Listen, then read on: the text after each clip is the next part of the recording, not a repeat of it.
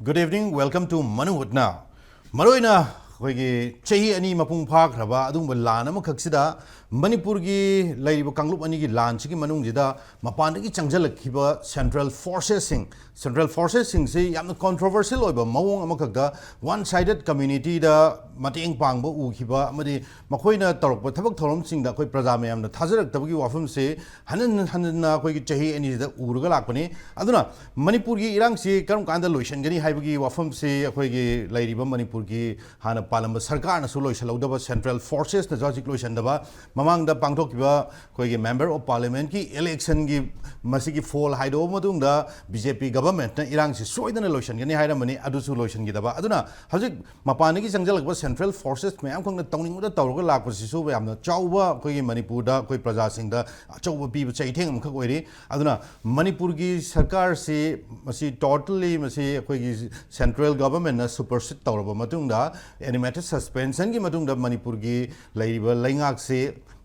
Center na president rule Hochilan giveni aduna president rule tha hum mapung phar president rules na Manipur ki praja mayam da karma makhal ki chaitheng piri amadi president rule gi marum da central forces sing je tawning ba tawrga leibagi adugi mamisu uri aduna hajik PR gi leng aksina Manipur gi hajik ki leiba irang solution basung amaktaba ahan bada koi gi Manipur gi governor oiba AJ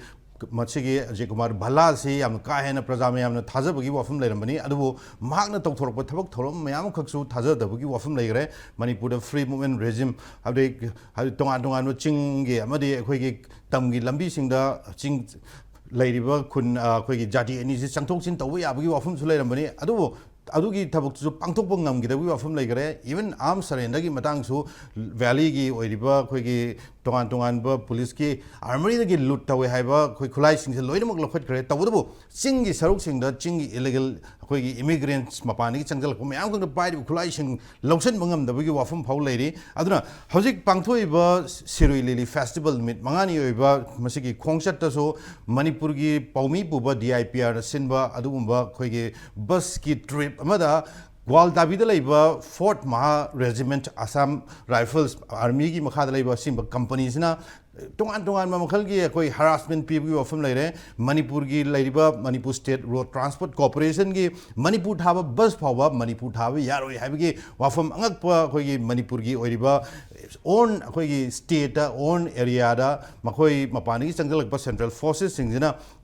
Lam Maming Taba Yaro Habi Wafum Lakwa, Manung the Kari, hidden agenda lay, Masi high officials in the Gi Adumba, Makoi Piba, Order Labra, Natraga, Assam Rifles, Natraga Paramilitary Forces, Central Forces in Gi, Makogi Ahen, but home, Oibra, Habi Wafum Siso, Hajik Koigi.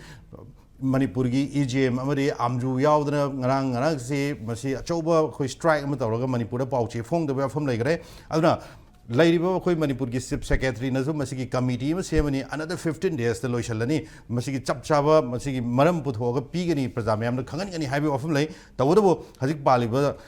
Koi government Sisu Karai Hobo Prazamiam Tazabangam Gadori no have Wafam Sini and Maro in a sequin Tamzari topic say Central Forces above the law. I don't question what so I welcome Dr. Dhanabir Laishram, social scientist, and Dhanabir. Good evening, welcome to Manung Hutna. Dr. Yumnam Premanada, Head Dept.of Law, Manipur University. Iro election because of Jeetendra Ningomba, President CCSK, and Kokomigi, Nasigi, Pung Nifu Nipani, General Strike, Marila Naba, Aduma program, Kurla, say, and guest or Liberi, Adumatam Yosalani, having often Tambere. So I welcome all the guests and the say, Dhanabir. Dhanabir Aduna Hazik Maharegiment, Adumba, Fort Marishuba, Maharegiment, Naga, Manipurgi, Janelius Puba, Gari Singh, Daduma, harassment pig from Lere.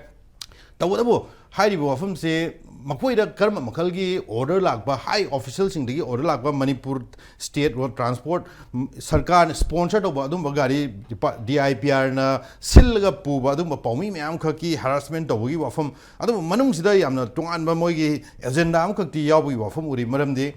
Moin Hector, Kogi. Measure amana traga kernel ama thola hector thingba yabagi madigi power duty lai roina khale manungda high official Manipur ki chief secretary dagi obai na traga governor dagi obai makhoi da order makak piba na traga na center dagi order makak pirap gi adu wafam manbra sai wais dagi hausi kari wafam thambe Prem topic siga mari le na hapen wahau to ka thamjani madako law is ꯍꯦꯛꯇ ꯉꯁꯤ ꯑꯩꯈꯣꯏꯅ ꯂꯣ ꯍꯥꯏꯁꯤ ꯃꯤꯑꯣꯏꯕ ꯈꯨꯟꯅꯥꯏꯁꯤꯅ ꯍꯦꯛ ꯍꯧꯔꯛꯄꯗ ꯍꯦꯛꯇ ꯂꯩ ꯄꯣꯟꯇꯦꯕꯀꯣ ꯃꯔꯝꯗꯤ ꯃꯥꯅ ꯇꯧꯅꯤꯡꯕꯗꯨ ꯄꯪꯇꯧꯗ ꯇꯧꯗꯨꯅ ꯂꯩꯀꯥꯟꯗ ꯅꯤꯡꯊꯧꯒꯤ ꯑꯣꯏꯔꯣ ꯑꯗꯒꯤꯗꯤ ꯐꯝꯅꯥꯏꯕ ꯑꯣꯏꯔꯣ ꯑꯗꯩ ꯃꯁꯥ ꯀꯟꯕ ꯊꯧꯕ ꯑꯀꯟꯕ ꯃꯤ ꯑꯣꯏꯔꯣ ꯃꯣꯏꯅ ꯑꯄꯥꯝ ꯑꯄꯥꯝꯕꯗꯨ ꯇꯧꯗꯨꯅ ꯁꯨꯝ ꯂꯩꯔꯒꯗꯤ ꯃꯁꯤꯡ ꯌꯥꯝꯈ꯭ꯔꯕ ꯃꯤꯌꯥꯝꯗꯨꯒꯤꯗꯤ ꯅꯤꯡꯇꯝꯕꯗꯨ ꯂꯩꯇ꯭ꯔꯦꯅ ꯃꯔꯝ ꯆꯥꯕ ꯑꯊꯤꯡꯕ ꯈꯔ ꯊꯝꯃꯛꯄꯗꯨꯅꯦꯕ ꯑꯩꯈꯣꯏꯅ ꯂꯣ ꯍꯥꯏꯁꯦ ꯑꯗꯨꯅ ꯂꯣ ꯃꯤꯟꯁ ꯔꯤꯖꯅꯦꯕꯜ ꯔꯦꯁꯇ꯭ꯔꯦꯟ ꯍꯥꯏꯅꯤ ꯃꯔꯝ ꯆꯥꯅ ꯊꯤꯡꯕꯗꯨ ꯂꯣ ꯀꯧꯏ ꯃꯁꯤꯒꯤ ꯑꯊꯤꯡꯕꯁꯤ ꯊꯝꯃꯀꯥꯟꯗ ꯃꯤꯌꯥꯝꯗꯨ ꯃꯥꯒꯤ ꯅꯤꯡꯇꯝꯕ ꯐꯪꯖꯩꯗꯅ ꯂꯣꯁꯤ ꯌꯥꯝ ꯃꯔꯨ ꯑꯣꯏꯅ ꯂꯧꯔꯤꯅꯦꯕ ꯑꯗꯨꯒ ꯁꯤꯒꯤꯗꯃꯛꯇ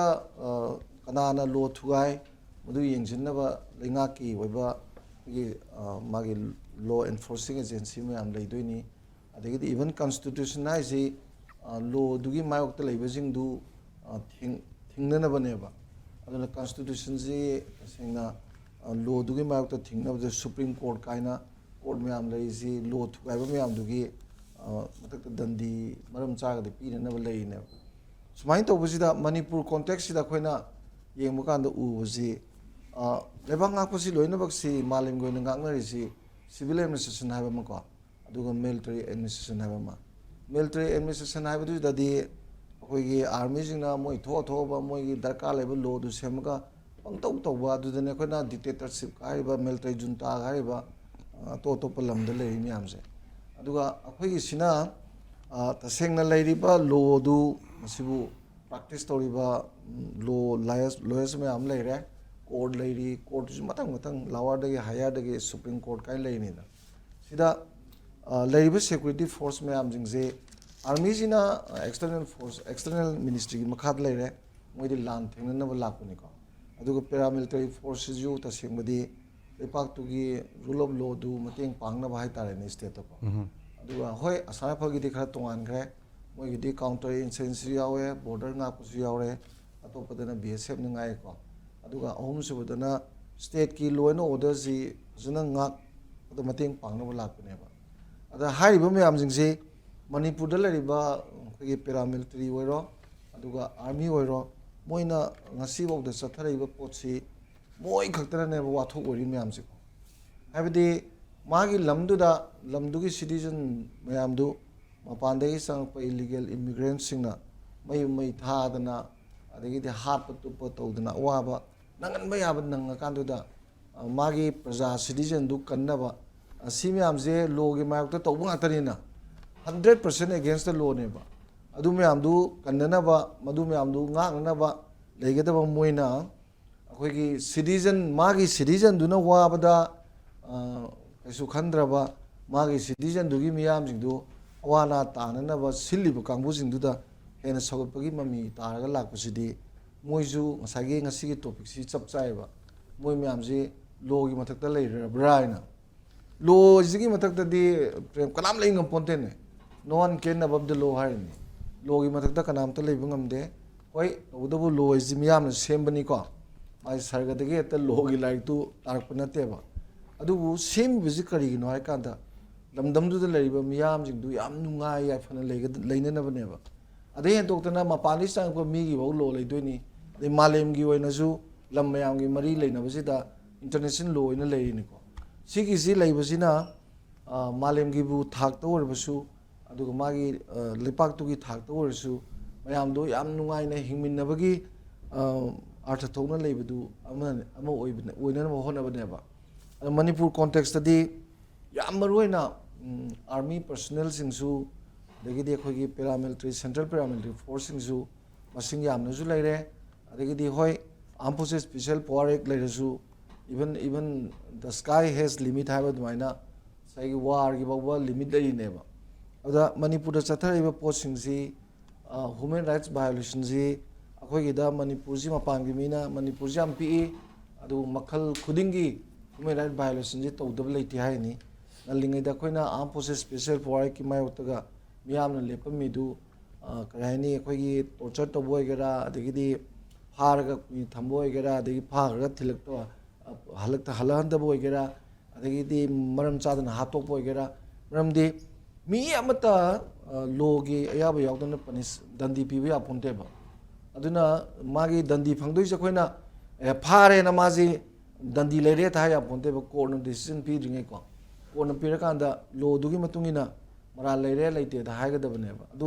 adu mo ki thak sida chaliba democracy gi fajaraba magi norm samayam ji manungda Manipur context tadi sagi civil administration leitabada military administration chamane haise even combing operation nam tawda mui heta lagada taw ya ponte ba magistrate na kaina mai hukum pi doini DC kai lo yaw doini natra that means civil administration du makha da moi lei ne ba ngasi tori post da hojiki thokiba siroi liligi du da festival gi du da journalist mayam du journalist ai koi ki kaino se magi media se my fourth pillar of the democracy hai ni dana ya maru agraba ada tauriba potu coverage pinana ba governor ki program du gi chatpadu da koi Manipur Thai masi muthalu na chagana khumjallaga chalu ga yan targa afam ani humda hajan harassment pibudo adu magi state tu gi manungda leiriba da state tu gi maming du loktho habisidi kari da hari no masi gyanta dreba habidi state tu gi maming du yaw da atai leiriba district myam je manipuri manungda leitabdo na tawba manbagi pot ama leiba duda sigi hukumji prem na habiba dumaina moi isam chamba khoigi security force amana dehta tawroiba adu da leiba officer duna ta madu order tawroiba madu soidana order pirakpum yarum ni natra adu da ne khoina madu bu chief secretary ni pira natra governor na pira natra eastern command na pira magi security advisor na pira ko DGP moi loina maksi masi kanana kari pige sima yamaroi ni yengmam ju thoeba uza dai wai jidane akoina another akoi miyeng amada yeng matamda hazuki sire lily festival gi maroina numit mangani ji gi manung jida hairiba numit mangani ji gi manung jida tonga tonga ba naga gi loop mayam khakna warning mayam khak tawgi bi wafam mayam khak leire aduna cookie gi maike gi hazuk khoi kari go amta tawda bi adugi achowa akoi gi image sam ju uri bne hazuk se aduna cookie gi amadi lairiba central forces singa naksan ba gi wari simani yam mek cheng hana gi tar ga leire aduna akoi gi government ki oiba higher authority da gi any kind of not order pirak pa command pirak tabi often na cookies the support of cookies the yam the morally support of mokoi manung da yam the mutual understanding labor oidokpa ge bi yabogi adugi wafam labor adus lei di sagi cookie gi moi gi su da toriba organization ani loi punjang ren umbrella ani do moi gi market gi hiram bo ram yai urim da busi ko adu hire ga moi na hekmak tawraga di hiriba moi da hiriba lalo lubto adugi makha da moi le bra ba wa hanga chobum ju lei dina ko adagidi moina hairaga tasengna tawbo eramagadi saigi mathakta leiba magi authority myam jingsina athu matamda moi dandi pi na ba khotna ba de maram chaba khotu myam du sengte pam ju thoidana adu ju ek tawdaba ada adugi potu leibudu dane khoina sangi thamjarei je ko kanana sigi si hairaga tawrino ada manbadi sana manipuri tongani separate misal leini ada nagagi ju manipuri ga du tawni haibagi sum leibududa moigi security force na du mung tokselakana di moina haibaju mung manba ada moina haibadu natana higher authority gi haibu or magadi kari gi damakti si bias lei no haiba achobo question mung laeba haibadi manipur da laiba potsida kangup singji punna musina mai integrity and unity ko lainana ba mai laingak si towi mota hena maga divisive policy khaidok khaijin toraga amaga nusina ba sauna ba khana ba gi ngalinga de gi sum la ko poto adu sum tawdana la ko gi mamidu am sauna budi tai ko adu maktu ni khoina lawrizu raseng na madu policy moina e khana hanba dan moi khalise enoda irang leiba lalo ba leibalam dadi amaga pun ba yada dana khoi masen khana rega di suicidal war da mi miam du loina yoksan han bai se akoina khangdabagi wani aina suicidal war na sina je waise hayeng hanaba yaba hanar kanda kanana tongi kanana mangi ji yen kanda lamjigi yelomi leitragabu manipur leibe kari kana doino haiba wang su leidana aduna thawaina mayam je pangha tahana lage aduga hayeng accommodation of the population surplus population ina ahen bharat ke to state ki miyam ji se thamge habagi policy ga du leiraga di Manipur state si ꯀꯔꯝꯕ ꯂꯝꯅꯣ ꯍꯥꯏꯕ India ꯃꯅꯨꯡꯗ ꯂꯩꯕ꯭ꯔꯥ ꯅꯠꯇ꯭ꯔꯒ ꯑꯇꯣꯞꯄ ꯂꯝ ꯍꯥꯏꯕꯁꯤ ꯌꯥꯝ ꯆꯥꯎꯕ ꯋꯥꯍꯪ ꯂꯩꯌꯦꯅ ꯑꯗꯨꯃꯥꯏꯅ ꯊꯝꯖꯒꯦ. Okay, thank you so much. Oda Premanda, aduna akhoi pangthoiba Sirui Lily Festival ji pangthokpa houdringaidagi tongan akhoi media propaganda ji department gi tawgre tourism department gi aduga governor gi maikei chief secretary gi maikei tongan ba laiba DGP haiba miyam ji maikei laiba irang hoi kumai si yamna akhoi santi nena ta na masaida karigumba amata ayarban layandana akhoi security ji matik chana provide tawraga irang festival pangthokani haibi wafam laigrabane tawdabo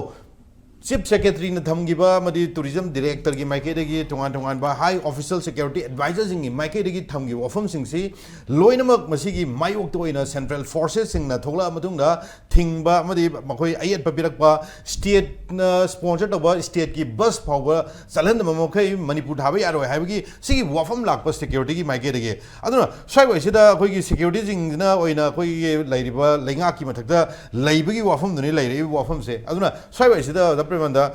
kari wafum thambe hai ki matek tuda sisi ko yam line lobu shu ai ko line di tawher loigre ledana ko ma thok tawr sunu aduna line lobu adu khara haksit na lorga na lu na lobu hai tare ai di lu na lobu sigi area ja sumgodong male is central forces above the law ai si ha wang hang bani lai lu gi mathak ta nam lai ti ko lu gi mathak ta kana kan leibno adu di khangde akhona lai yoi si di no one is above the law hai ba and rule of law ai si ne kho phajabal da rule of law di Lebak si law na rule tawri ne whoever so high the law is above you is nang na wang ge chaw ge nang mathak law mi leiri haiba rule of law si magi lek ahum ni makhong hum hai ta yo sabi gum ni ahan ba na supremacy of law is supreme ni law mathak kai leite and equality before law hai the arbitrariness leite mi sa man yengba aduga predominance of legal spirit na law gi spirit ma hum ko di sando le doini ahum si gi po ni dai si na kai na har India ga su ma si yawini India gi constitution gi basic structure amani machi amend bu taw ya bote ana sina rule of law ni ada khoina fawbo case haraga Arundhati Roy gi case lei adagi di Manipur dagi contribute tawba Dr. H. Borbabu gi speaker oi ngai wari adu the high si no one is above the law whoever so high law is above you speaker powerful high ni wari bo ana khamada sini India gi context lei je duga nga sai central forces sida akoina khangbi ga do si forces ahum ni amana kep aba Central Armed Police Force. Sigi makhadani Border Security Force lerangani, CRPF lerangani, adi Indo-Tibetan Border Police Force, adi kanungwaga, adi di Assam Rifle motion si pullagana akoi Central Armed Police Force kawi. Motion na Ministry of Home Affairs gi makhada laidu ni ministries bo. Adu amana Indian Army sina Ministry of Defense gi makhada laidu ba. Adu ngasai gi Central Armed Police Force su magi command gi operation duna Indian Army de laktu ba. Adu mari budi lena ba. Adu ga magi parent commanding parent magi jurisdiction dudi Indian Ministry of Defense makha lay do Indian Army sina aduga manasu Central Armed Police Force gi command di mana taw doini adu Indian Army si du maru oidana ko adagi di police haibam lay police ni state ki oibo si central natre police tu di khanna gum si khoi aduna masi naina matam ja khoina khangbi du ahan bada akhoi gi constitution ji khangda di yar masi hayana mi chaw yaure constitution khangda yar thai si constitution hoi khoi gi rule of law India kai mate constitution ji ne constitution gi makha ta na taw tar moi ji kai yaw ge kan masi 7 schedule yawm doini state list to gi entry number 1 da akhoi gi police haiba ka public order yaw mani adu dane akhoi na Manipur police ka ke state government makha da lai hai si ade amana central gi di union list state list concurrent list union list to gi number 1 ne 2 ne 2A akhoi Manipur context di 2A ne maru 2A 2 ama at the capital letter A 2A ne kaina kanda central the scenery ba force mayam si including Indian Army si mayam si command di ad laine moi ministry laini aduga they should do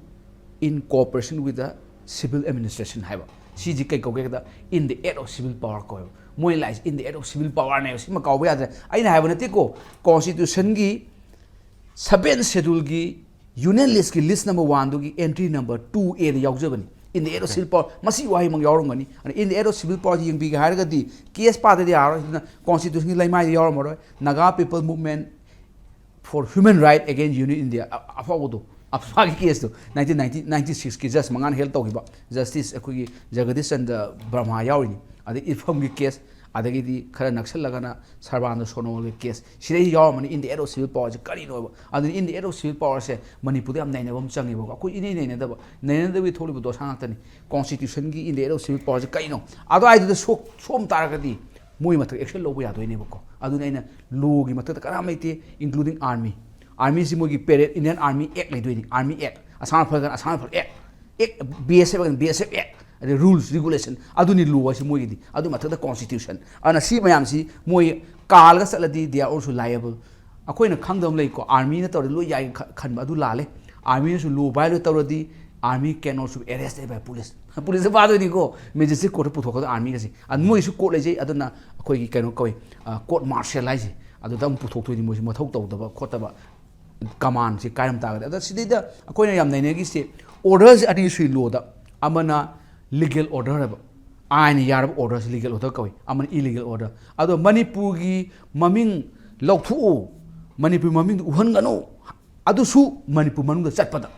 manipur wa amsa put ga su kaide manipur du pan bada saida haga ja mi le dana lauthu mi ngon da haga jan gumsi adu yai ba ko sai ba is yamana ba mong makak le hajik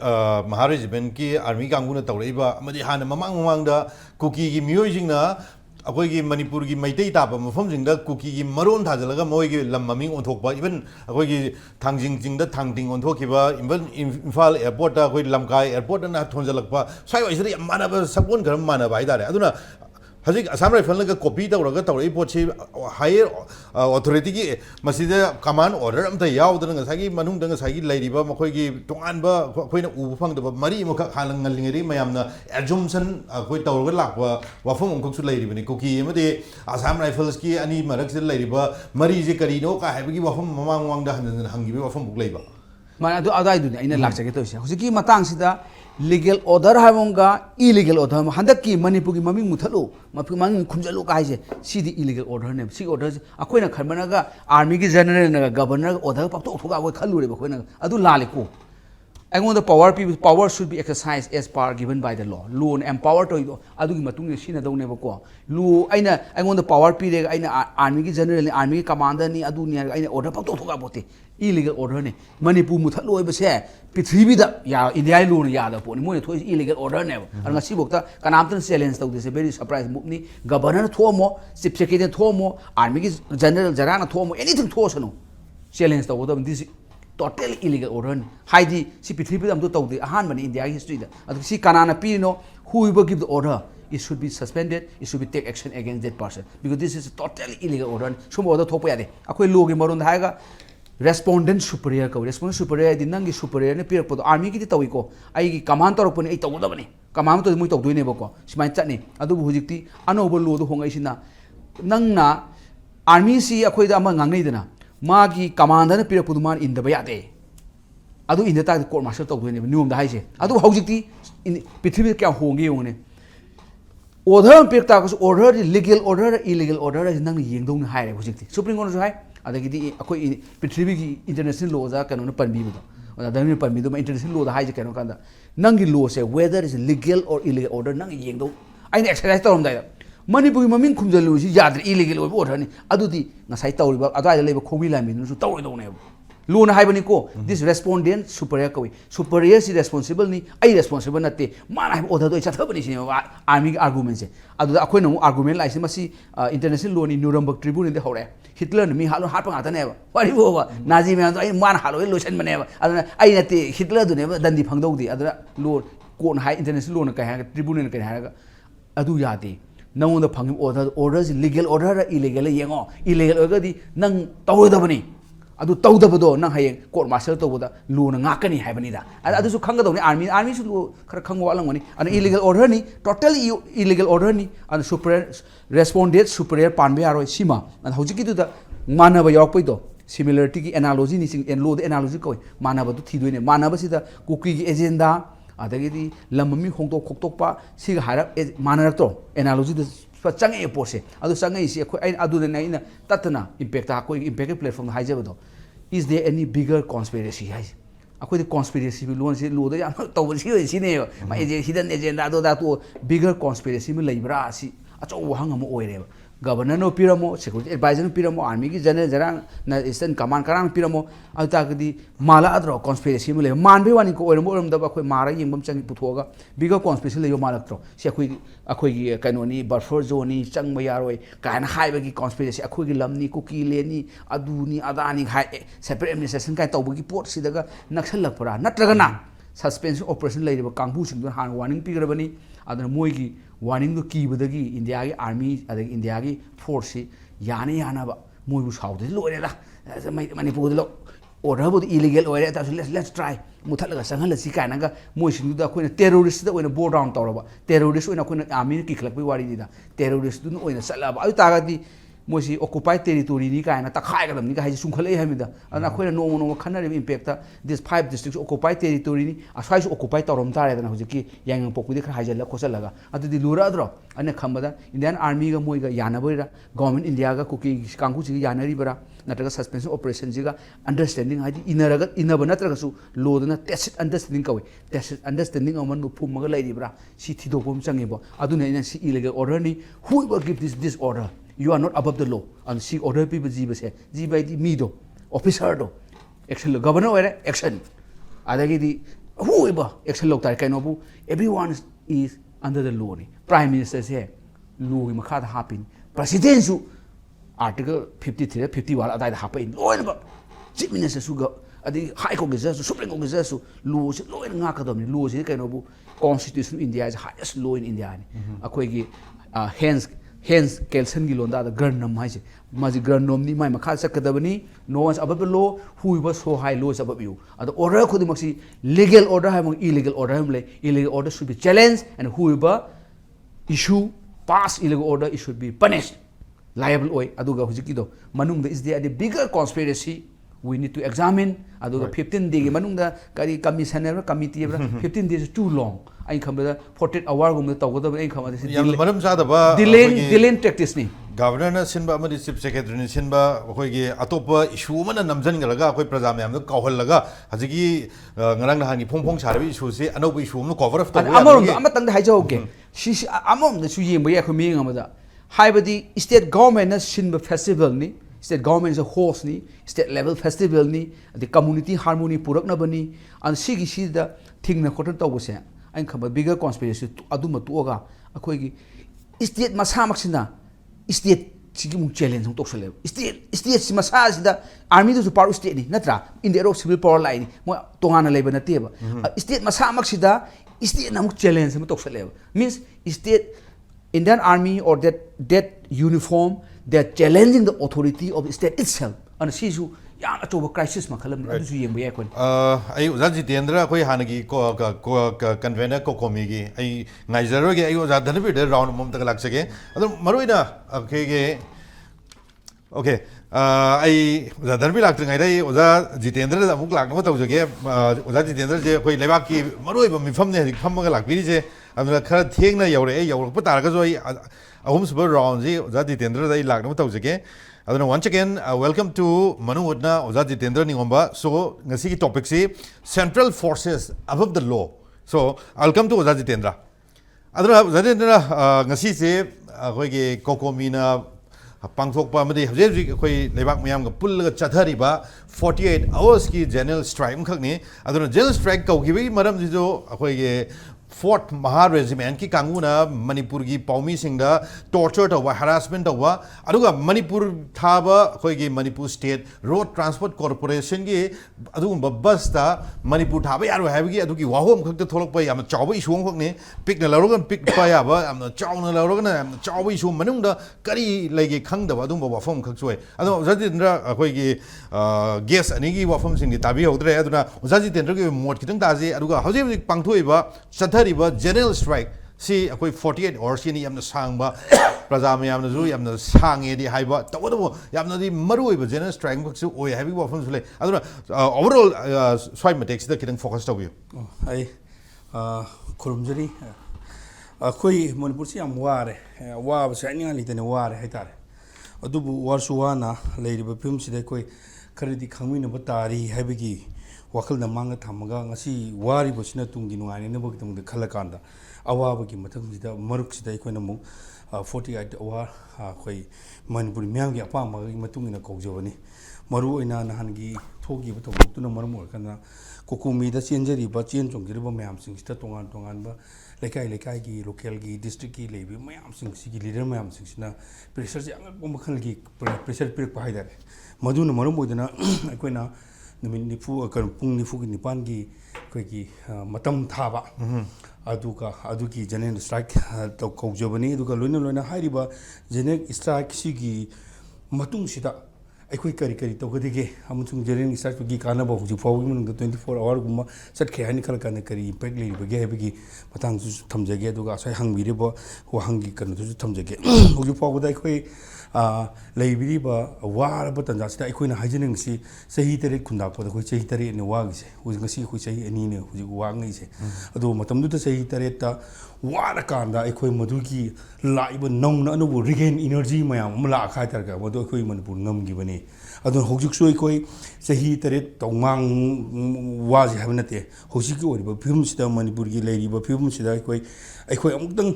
akhoi leiri ba film sida na thoi ba thok yam nai ta ba manipur gi akhoi gi leiri ba pikraba manipur sida akhoi manipur haiba mingsi nabba ya ba hijlagadi masini ne sathai ba lu natraga kano si leiri kanana le bak si pai ri ge habani India si kana na pai ri ge akhoi logi oja su leiri hoju gi leiri ba kano sibu akhoi mahar kano gi mukhi security gi edu personnel kharana India gi loji moi gi mathak ta leiri bara ina hangbiri bo hangdo adum lei yana khumba natraga kari upai aduna hujuki leiriba phim siga mari lenana aikoina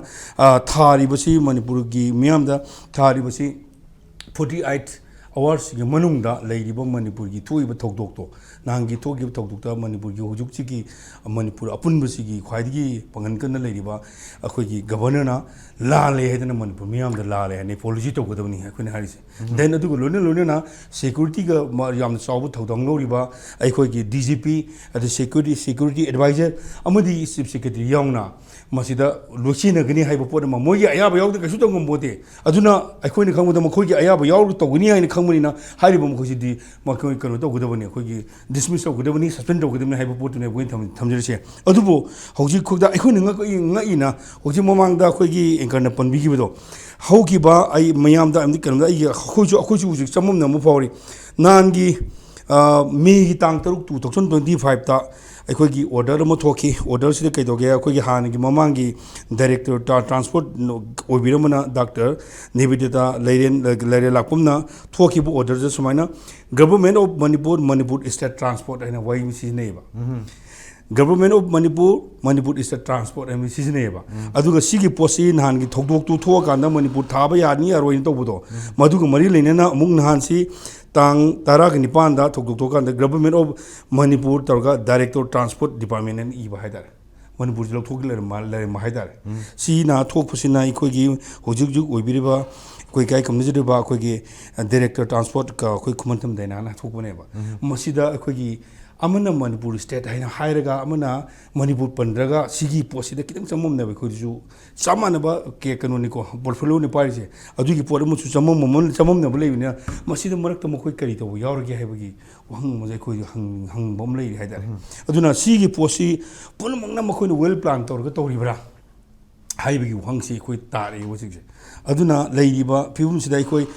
kanana akogi lengak se pai bono kari tori bono khangre aduna ngasi gi akoina nahan 48 hour ki matam pi baga lone ngasi asai pung ghara asai nungdil si koi eke governor honorable governor se eke kanusi koi phal haduk chakre man sat khi ru si kai no hana mo koi program lebra or nate harga koi leiri bo sigina akoina ori ba masigi hoksina ori bra haibi gi podam ka akoina koi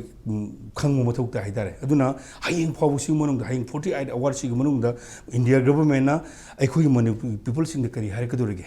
apology tor ka doribra magi da oramba yai or natraga topa home minister ge level da aduka ba ore ka durai ba gi pot ama aikoina huji yengba yari aduga loino na sigi thokthok sigi iroina na akoigi kanogi me kanona akoigi kanona chief secretary na order mo tho ka anda akoigi home paibi baga akoigi IT da paibi ra ba kiran gani toga sigi inquiry committee ma sema ka anda administrative committee hadare ko adu sema ka anda masi 15 days gi manung da ꯄꯤꯈꯠꯂꯤ ꯄꯣꯠ ꯄꯤꯈꯠꯂꯛꯀꯗꯕꯅꯤ ꯍꯥꯏꯕ ꯄꯣꯠ ꯑꯃ ꯑꯗꯨ ꯑꯗꯨꯋꯥꯏꯗꯨꯗ ꯀꯣꯀꯣꯃꯤꯅꯗꯤ ꯃꯗꯨꯒꯤ enquiry ꯀꯃꯤꯇꯤꯗꯨ ꯆꯠꯅꯕ ꯌꯥꯔꯣꯏ ꯍꯥꯏꯈ꯭ꯔꯦ ꯀꯣꯀꯣꯃꯤꯒꯤ ꯃꯥꯏꯀꯩꯗꯒꯤꯗꯤ independent ꯑꯩꯈꯣꯏꯒꯤ ꯏꯟꯀ꯭ꯋꯥꯏꯔꯤ ꯀꯃꯤꯇꯤ ꯑꯃ ꯍꯦꯗꯦड ꯕꯥꯏ ꯔꯤꯇꯥꯌꯔꯗ ꯖꯁꯅ ꯁꯦꯝꯃꯨ ꯍꯥꯏꯕꯅꯦꯕ ꯑꯗꯨꯗ ꯂꯥꯛꯅꯤꯡꯉꯤ ꯄꯣꯠꯇꯤ ꯑꯩꯈꯣꯏꯅ ꯃꯔꯥ ꯂꯩꯔꯦ ꯑꯩꯈꯣꯏꯅ ꯃꯅꯤꯄꯨꯔ ꯃꯤꯌꯥꯝꯅ ꯄꯦꯟꯗ꯭ꯔꯤꯕ ꯑꯩꯈꯣꯏꯒꯤ ꯅꯨꯄꯥ ꯑꯁꯤꯒꯤ ꯑꯩꯈꯣꯏ ꯆꯤꯐ ꯁꯦꯀ꯭ꯔꯦꯇꯔꯤꯁꯦ ꯃꯥꯅ ꯊꯣꯛꯄ ꯑꯗꯨꯗꯤ ꯃꯥꯅꯦꯕ ꯑꯩꯈꯣꯏꯅ ꯂꯥꯜꯂꯦ ꯃꯥ ꯗꯤꯁꯃꯤꯁ ꯇꯧꯕꯅ ꯍꯥꯏꯔꯤꯁꯦ ꯃꯥꯁꯨ ꯂꯣꯏꯁꯤꯟꯅꯕ ꯃꯤ ꯑꯃꯅꯤꯅ ꯂꯣꯏꯁꯤꯟꯅꯕ ꯃꯤ ꯑꯃꯅ ꯊꯣꯛꯑꯒ ꯍꯧꯖꯤꯛ ꯑꯣꯔꯗꯔꯗꯨ ꯀꯃꯥꯏꯅ ꯇꯧꯗꯅ ꯑꯆꯨꯝꯕ ꯐꯤꯌꯥꯔ ꯑꯣꯏꯒꯗꯒꯦ ꯍꯥꯏꯕ ꯋꯥꯍꯪꯗꯨꯅꯤ ꯑꯗꯨꯒ ꯑꯣꯖꯥ ꯖꯤꯇꯦꯟꯗ꯭ꯔ ꯅꯍꯥꯟ ꯊꯣꯛꯈꯤꯕ ꯌꯥꯝꯅ ꯀꯣꯟꯇ꯭ꯔꯣꯚꯔꯁꯤꯌꯦꯜ ꯑꯣꯏꯕ ꯁꯦꯀ꯭ꯌꯨꯔꯤꯇꯤ ꯐꯣꯔꯁꯦꯁꯀꯤ ꯃꯈꯣꯏꯒꯤ ꯊꯧꯑꯣꯡꯁꯦ ꯃꯁꯤ khitang ꯁꯥꯟꯅ ꯌꯦꯡꯁꯤꯀꯣ ꯈꯤꯇꯪ ꯁꯥꯟꯅ ꯌꯦꯡꯉ ꯃꯇꯨꯡꯗ ꯃꯁꯤ ꯍꯥꯏꯌꯔ ꯑꯣꯐꯤꯁꯤꯌꯦꯜ ꯃꯌꯥꯝ ꯈꯛꯇꯒꯤ ꯏꯟꯁꯇ꯭ꯔꯛꯁꯟ ꯄꯤꯔꯒ ꯃꯈꯣꯏꯅ ꯃꯅꯤꯄꯨꯔ ꯊꯥꯕ ꯌꯥꯔꯣꯏ ꯍꯥꯏꯕꯒꯤ ꯋꯥꯐꯝ ꯃꯥꯟꯕ꯭ꯔꯥ ꯅꯠꯇ꯭ꯔꯒꯅ ꯃꯅꯨꯡꯗ ꯑꯩꯈꯣꯏꯒꯤ ꯑꯁꯥꯝ ꯔꯥꯏꯐꯜꯁ ꯑꯃꯗꯤ ꯀꯨꯀꯤꯒꯤ ꯃꯔꯛꯇ ꯑꯅꯛꯄ ꯃꯔꯤ ꯂꯩꯕ ꯑꯗꯨꯝꯕꯒꯤ ꯋꯥꯐꯝ ꯃꯥꯟꯕ꯭ꯔꯥ ꯅꯠꯇ꯭ꯔꯒꯅ ꯍꯧꯖꯤꯛ ꯑꯣꯏꯔꯤꯕ ꯐꯤꯕꯝꯁꯤꯗ ꯑꯩꯈꯣꯏ ꯃꯅꯤꯄꯨꯔꯗ ꯍꯥꯟꯅꯗꯒꯤ ꯃꯈꯣꯏꯒꯤ separate administration in the form of ꯏꯌꯨꯇꯤꯒꯤ ꯋꯥꯐꯝꯁꯤ ꯃꯈꯣꯏ ꯑꯣꯜꯔꯦꯗꯤ ꯃꯅꯨꯡꯗ ꯑꯩꯈꯣꯏꯒꯤ ꯍꯥꯟꯅꯗꯒꯤ ꯄ꯭ꯔꯖꯥ ꯃꯌꯥꯝꯅ ꯆꯔꯥꯡꯅꯕ ꯃꯅꯤꯄꯨꯔꯒꯤ ꯑꯩꯈꯣꯏꯒꯤ ꯆꯤꯡꯒꯤ ꯁꯔꯨꯛꯁꯤꯡꯁꯦ ꯀꯨꯀꯤ ꯀꯥꯡꯕꯨꯗ ꯄꯤꯊꯣꯛꯈ꯭ꯔ ꯖꯥꯠꯂꯥ ꯁꯦꯄꯔꯦꯠ ꯑꯦꯗꯃꯤꯅꯤꯁꯇ꯭ꯔꯦꯁꯟ ꯐꯪꯈ꯭ꯔꯕ ꯖꯥꯠꯂꯥ ꯀ ꯍꯥꯏꯕꯒꯤ ꯌꯥꯝ ꯆꯔꯥꯡꯅꯕ ꯈꯔ ꯑꯃꯁꯨ ꯂꯩꯔꯤꯕꯅꯤ ꯏꯚꯟ ꯑꯩꯈꯣꯏꯒꯤ ꯍꯥꯏ ꯑꯩꯈꯣꯏꯒꯤ ꯄ꯭ꯔꯣꯐꯦꯁꯅꯦꯜ ꯑꯣꯏꯕ ꯑꯗꯨꯝꯕ ꯁ꯭ꯀꯣꯂꯔꯁ ꯃꯌꯥꯝ ꯐꯥꯎꯕ ꯃꯅꯤꯄꯨꯔꯁꯦ ꯄꯤꯊꯣꯛꯈ꯭ꯔꯦ ꯀ ꯍꯥꯏꯕ ꯋꯥꯐꯝꯁꯦ ꯑꯗꯨꯝ ꯀꯔꯤꯒꯨꯝꯕ ꯀꯥꯟꯗ ꯍꯥꯏꯗꯕ ꯅꯠꯇꯦ ꯍꯥꯏꯅꯕ ꯃꯌꯥꯝ ꯈꯛꯁꯨ ꯂꯩꯔꯤ ꯑꯗꯣ ꯑꯗꯨꯋꯥꯏꯗꯨꯗ ꯑꯩꯈꯣꯏ CSOꯒꯤ ꯂꯤꯗꯔ ꯑꯃ ꯑꯣꯏꯅ ꯍꯧꯖꯤꯛꯀꯤ ꯊꯣꯛꯏꯕ ꯊꯧꯗꯣꯛꯇꯨꯒꯤ ꯃꯗꯨꯒꯤ ꯕ꯭ꯔꯤꯐꯇꯨ ꯀꯃꯥꯏꯅ ꯎꯕ ꯌꯥꯏ ꯍꯧꯖꯤꯛꯀꯤ ꯑꯩꯈꯣꯏꯅ ꯊꯣꯛꯏꯕ ꯊꯧꯗꯣꯛꯁꯤ ꯑꯩꯈꯣꯏꯅꯒ ꯄ꯭ꯔꯤꯖꯨꯝ ꯇꯧꯗꯅ ꯃꯈꯣꯏ ꯑꯐꯕ ꯁꯥꯗꯅ ꯑꯩꯈꯣꯏ ꯈꯜꯂꯨꯕꯒꯤ ꯃꯊꯧ ꯇꯥꯗꯦ ꯃꯔꯨꯑꯣꯏꯅ ꯀꯅꯥꯒꯨꯝꯕ ꯑꯣꯐꯤꯁꯥꯔ ꯑꯃꯅ ꯃꯤꯒꯤ ꯁ꯭ꯇꯦꯠ ꯑꯃꯒꯤ ꯌꯥꯝꯅ ꯗꯤꯒꯅꯤꯐꯥꯏ ꯑꯣꯏꯔꯤꯕ ꯃꯤꯒꯤ ꯁ꯭ꯇꯦꯠ ꯑꯃꯒꯤ ꯃꯃꯤꯡ ꯃꯨꯊꯣꯂꯛꯑꯣ ꯍꯥꯏꯕ ꯌꯥꯕ꯭ꯔꯅꯦ ꯑꯗꯨꯅ ꯇꯥꯛꯄꯗꯤ ꯃꯥꯗꯤ ꯀꯔꯤꯝ ꯈꯪꯕ ꯅꯠꯇꯦ ꯑꯣꯔꯗꯔ ꯂꯥꯛꯄꯗꯒꯤꯅꯦꯕ ꯑꯣꯔꯗꯔ ꯂꯥꯛꯄꯗꯒꯤꯅꯦ ꯇꯧꯍꯜꯂꯤꯁꯦ ꯑꯗꯨ ꯑꯣꯔꯗꯔꯁꯨ ꯀꯅꯥꯅ ꯄꯤꯒꯦ ꯍꯥꯏꯕꯗꯨꯒꯤꯅꯤ ꯄꯣꯠꯇꯣ ꯑꯗꯨ ꯑꯣꯔꯗꯔꯗꯤ ꯀꯅꯥ ꯄꯤ ꯍꯧꯖꯤꯛꯁꯤ ꯀꯅꯥ ꯔꯦꯁꯄꯣꯟꯁꯤꯕꯜ ꯀꯅꯥ ꯍꯨ ꯏꯁ ꯗ ꯔꯦꯁꯄꯣꯟꯁꯤꯕꯜ ꯄꯔꯁꯟ ꯀꯅꯥꯅꯣ ꯑꯩꯈꯣꯏꯒꯤ ꯁ꯭ꯇꯦꯠꯁꯤꯒꯤ ꯑꯗꯨꯗꯤ ꯑꯩꯈꯣꯏꯒꯤ ꯍꯧꯖꯤꯛꯀꯤ ꯒꯕꯔꯅꯔꯁꯨ ꯑꯣꯏꯕ ꯃꯊꯧ ꯇꯥꯔꯁꯤꯅꯤ ꯑꯗꯨꯅ ꯃꯉꯣꯟꯗꯒꯤ ꯃꯥꯅ ꯇꯧꯔꯛꯀꯗꯕ ꯊꯕꯛꯅꯤ ꯑꯗꯨꯅ ꯃꯥꯅ ꯕꯥꯏ ꯍꯨꯛ ꯀꯅꯥꯅꯣ ꯇꯣꯡꯕ ꯆꯥꯎꯕ ꯇꯧꯒꯗꯕꯅꯦꯕ ꯑꯗꯨꯒ ꯃꯆꯥ ꯃꯁꯨꯗ ꯋꯥꯐꯝꯁꯦ ꯀꯨꯀꯤꯒꯤ ꯂꯥꯜꯍꯧꯕ ꯅꯠꯇ꯭ꯔꯒ ꯀꯨꯀꯤ ꯂꯩꯕ CSOꯒꯤ ꯀꯥꯡꯕꯨ ꯃꯌꯥꯝꯈꯛꯅ ꯃꯅꯤꯄꯨꯔꯒꯤ ꯕꯁ ꯀꯩꯒꯨꯝꯕ ꯐꯥꯎꯒꯦ ꯍꯥꯏꯕ ꯇꯥꯔꯒꯁꯨ ꯃꯅꯤꯄꯨꯔ ꯂꯧꯊꯣꯛꯀꯗꯕꯅꯤ ꯍꯥꯏꯕꯒꯤ ꯃꯅꯨꯡꯗ ꯌꯥꯝꯅ ꯑꯟꯗꯔꯁꯇꯦꯟꯗꯤꯡ ꯑꯃꯈꯛ ꯂꯩꯕꯒꯤ ꯋꯥꯐꯝꯗꯨꯔ ꯑꯣꯏꯗꯣꯏꯁꯦ ꯑꯣꯏꯗꯣꯏꯅꯦ ꯑꯗꯨ ꯑꯩꯅ ꯌꯥꯝ ꯉꯛꯄ ꯁꯤꯒꯤꯗ ꯃꯅꯤꯄꯨꯔ ꯃꯤꯌꯥꯝꯅꯁꯨ ꯉꯛꯑꯝꯕꯁꯨ ꯌꯥꯏꯅ ꯈꯜꯂꯤ ꯑꯩꯈꯣꯏꯅ ꯉꯁꯤꯐꯥꯎꯗ ꯃꯅꯤꯄꯨꯔ ꯃꯤꯌꯥꯝꯅ ꯇꯥꯟꯕ ꯗꯤꯃꯥꯟ ꯍꯥꯏꯇꯥꯔꯦ ꯃꯅꯤꯄꯨꯔ ꯃꯤꯌꯥꯝꯅ ꯇꯥꯟꯕ ꯗꯤꯃꯥꯟꯗꯤ ꯄꯤꯔꯛꯇ꯭ꯔꯁꯨ ꯄꯤꯁꯨ ꯄꯤꯔꯛꯇꯦꯀꯣ ꯑꯗꯨ ꯄꯤꯔꯛꯇ꯭ꯔꯁꯨ ꯌꯥꯔꯦꯅ ꯈꯟꯕ ꯌꯥꯏꯕ ꯑꯗꯨꯕꯨ ꯍꯣꯝ ꯃꯤꯅꯤꯁꯇꯔ ꯃꯁꯥꯃꯛꯅ ꯂꯥꯎꯊꯣꯛꯆꯕ ꯃꯤꯌꯥꯝ ꯑꯃꯗ ꯂꯥꯎꯊꯣꯛꯆꯕ ꯂꯥꯛꯂꯤꯕ ꯇꯥꯡ ꯑꯁꯨꯛꯇꯒꯤ ꯃꯅꯤꯄꯨꯔꯒꯤ ꯁ꯭ꯇꯦꯠꯁꯤꯗ ꯑꯩꯈꯣꯏꯒꯤ ꯂꯩꯔꯤꯕ ꯑꯊꯤꯡꯕ ꯃꯌꯥꯝꯁꯦ ꯃꯗꯨ ꯂꯩꯔꯒꯅꯤ ꯃꯗꯨ ꯂꯩꯍꯜꯂꯔꯣꯏ ꯐ꯭ꯔꯤ ꯐ꯭ꯂꯣ ꯑꯣꯏꯍꯜꯂꯒꯅꯤ ꯍꯥꯏꯕ ꯐꯥꯎꯗ ꯀꯥꯡꯂꯨꯞ ꯈꯔ ꯍꯥꯏꯇꯥꯔꯦ ꯃꯤꯑꯣꯏ ꯈꯨꯖꯣꯛ ꯈꯔꯒꯤ ꯊꯤꯡꯉꯛꯄ ꯃꯇꯝꯗ ꯇꯧꯕ ꯉꯝꯗꯕꯁꯦ ꯃꯁꯤꯅꯦꯕ ꯈ꯭ꯋꯥꯏꯗꯒꯤ ꯉꯛꯏꯁꯦ ꯑꯗꯨꯅ ꯑꯩꯈꯣꯏ ꯃꯅꯨꯡꯗ ꯀꯔꯤ ꯂꯧꯊꯣꯛꯅꯕ ꯂꯩꯔꯤꯕꯒꯦ ꯍꯥꯏꯁꯦ ꯀꯔꯤꯅꯣ ꯍꯧꯖꯤꯛ ꯃꯤ ꯃꯁꯤꯡ ꯀꯌꯥ ꯌꯥꯝꯒꯦ ꯃꯅꯤꯄꯨꯔꯒꯤ ꯁ꯭ꯇꯦꯠꯇ ꯍꯧꯖꯤꯛ ꯂꯩꯔꯤꯕ ꯀꯨꯀꯤ ꯁꯣꯀꯣꯜ ꯀꯨꯀꯤ ꯍꯥꯏꯅ ꯈꯪꯅꯔꯤꯕ ꯀꯨꯀꯤꯖꯣ ꯀꯥꯡꯕꯨꯁꯤꯡ ꯍꯥꯏꯇꯥꯔꯦꯀꯣ ꯃꯣꯏꯁꯤ ꯃꯤ ꯃꯁꯤꯡ ꯀꯌꯥ ꯌꯥꯝꯃꯒꯦ ꯀꯔꯤꯒꯨꯝꯕ ꯃꯆꯥ ꯊꯧꯖ ꯇꯦꯡꯈꯥꯡ ꯃꯩ ꯀꯥꯖꯤꯛ ꯃꯌꯥꯝꯗꯨ ꯎꯁꯟꯅꯗꯅ ꯂꯩꯔꯨꯕ ꯃꯌꯥꯝꯗꯨꯅ ꯍꯧꯖꯤꯛꯇꯤ ꯃꯅꯤꯄꯨꯔ ꯁ꯭ꯇꯦꯠ ꯐꯥꯎꯕ ꯃꯨꯊꯠꯀꯗꯕꯅꯤ ꯍꯥꯏꯕ ꯉꯝꯃꯛꯏꯁꯦ ꯃꯁꯤꯗ ꯃꯅꯤꯄꯨꯔ ꯀꯩꯅꯣꯅ ꯏꯟꯗꯤꯌꯥ ꯒꯚꯔꯟꯃꯦꯟꯅ ꯀꯔꯤꯒꯤ ꯁꯥꯏꯂꯦꯟ ꯁ꯭ꯄꯦꯛꯇꯦꯇꯔ ꯑꯃ ꯑꯣꯏꯅ ꯅꯠꯇ꯭ꯔꯒ ꯀꯔꯤꯝꯇ ꯈꯪꯗꯕ ꯑꯣꯏꯅ ꯂꯩꯔꯤꯅꯣ ꯍꯥꯏꯕ ꯋꯥꯍꯪꯗꯨꯅꯦꯕ ꯃꯁꯤꯒꯨꯝꯕꯒꯤ ꯋꯥꯍꯪꯁꯦ ꯃꯊꯪꯗ ꯂꯥꯛꯀꯥꯟꯗ ꯀꯗꯥꯏꯗꯒꯤ ꯄꯤꯁꯅꯣ ꯀꯗꯥꯏꯗꯒꯤ ꯋꯥꯔꯤ ꯁꯥꯟꯅꯗꯣꯏꯅꯣ ꯁꯤꯗ ꯀꯅꯥꯒ ꯋꯥꯔꯤ ꯁꯥꯟꯅꯗꯣꯏꯅꯣ ꯁꯤꯅꯦꯕ ꯀꯣꯏꯁꯟ ꯑꯃ ꯂꯥꯛꯏꯁꯦ ꯑꯗꯨꯅ ꯂꯥꯛꯏꯁꯤ ꯑꯩꯈꯣꯏꯅ ꯈꯟꯖꯕꯗꯨ ꯍꯧꯖꯤꯛ ꯑꯦꯛꯁꯄꯦꯛꯇꯦꯁꯟ ꯇꯧꯕꯗ ꯅꯨꯃꯤꯠ ꯅꯣꯡꯃ ꯅꯤꯅꯤꯁꯤꯒꯤ ꯃꯅꯨꯡꯗ ꯀꯔꯤꯒꯨꯝꯕ ꯑꯍꯣꯡꯕ ꯈꯔꯗꯤ ꯂꯥꯛꯀꯗꯕ ꯃꯥꯜꯂꯦ ꯏꯟꯗꯤꯌꯥ ꯒꯚꯔꯟꯃꯦꯟꯠꯒꯤ ꯂꯥꯛꯇ꯭ꯔꯕꯒꯤ ꯊꯕꯛ ꯑꯗꯨ ꯃꯅꯤꯄꯨꯔ ꯃꯤꯌꯥꯝꯒ ꯈꯟꯅꯔꯒ ꯇꯧꯕ ꯇꯥꯔꯦ ꯑꯗꯨ ꯅꯠꯇ꯭ꯔꯒꯗꯤ ꯑꯩꯈꯣꯏ ꯎꯄꯥꯏ ꯂꯩꯇꯦ ꯍꯥꯏꯇꯥꯔꯦ ꯑꯣꯀꯦ